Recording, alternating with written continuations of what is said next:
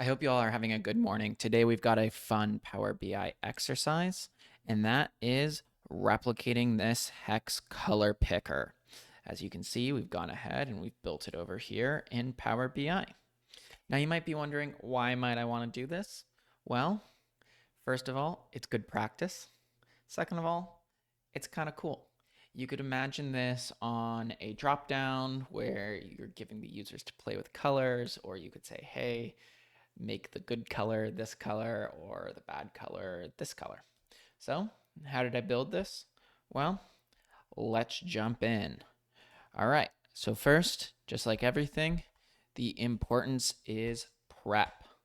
So what I did was I put together an Excel file that I'll go ahead and I'll publish on my GitHub in the link down below with the color name, the hex of the color, the sort order of the colors, the order I want them to appear, and then a circle filled with that color.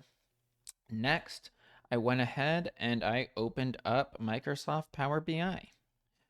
I then simply waited for my program to load, then went blank report, get data, boop, boop, boop. Well, actually, I guess that button works. Went get data, colors, let my Power Query editor load, import the table. So in this case, I've got my color name, my hex, my sort order, and my image icon. Hit load. Waited. Then went ahead and renamed this to color picker. Then I went and cleaned up some data. So I went over here into table view, selected my hex, told it to sort by my sort order column. So went over here, sort order. Then I went ahead and told Power BI that this was an image URL, and then went back into our model view. I inserted the new slicer, which is great. Went over into the field tab, and I added in the hex as the value. So let's go ahead and stretch this. I then went into the formatting. I searched for columns. I'm going to misspell columns. And I bumped it up to 10, which, as you can see right here, gives us 2 even rows. I then searched for values, turned off the values. I then went to images. I then dragged over my icon. I then turned it to fill, went set as background. Okay, so far we're looking pretty good here. I then went into border and I turned it off. I then went into background and I turned it off. Well, actually, not that piece. Then went into background under buttons, turned it off. All right, so here we are. We're looking pretty good. We now need to go ahead and we need to set our images here. So I removed my spacing and we're looking pretty good. Let's go ahead and let's turn this to fit. All right, nice. There we go. And let's go ahead and let's shrink this down. And then let's set this as background right here. And then I remove the title. So let's go up here and let's turn off that. So there we go. We turned off the title. So now we have got a color picker. This is looking pretty good. I then brought over the color name as tooltips, search right here for tooltips, turn tooltips on, then went down to my background, set my background into black, set my text here into white. So now when I roll over, I get the color name. I don't want this to say first color name, so I'm going to go ahead and I'm going to delete that and hit space there. So now when we roll over, we just see the color name. All right, that's looking pretty good. I then went ahead and I inserted in a shape to show our color. In this case, we're going to go with a classic rounded rectangle. And we're going to go over here and we're going to expand shape size and we're going to turn those rounded corners way down. We're then going to search right here for color. We're going to scroll down to color fill. We're going to hit this FX button, go down here to field value, go into color picker, set it to hex. All right, there we go. I'm then going to do the same for the border, right? So go down here to field value, go to color picker, set it to hex, hit OK. All right, we're looking pretty good here. So now if I select black, gray, red, dark red. All right, this is looking pretty good. I then go back into here. I then turn off header icons. All right, there we go. And then I'm going to go into my slicer settings. I'm going to force single select and force selections. That way we always have to have a color selected.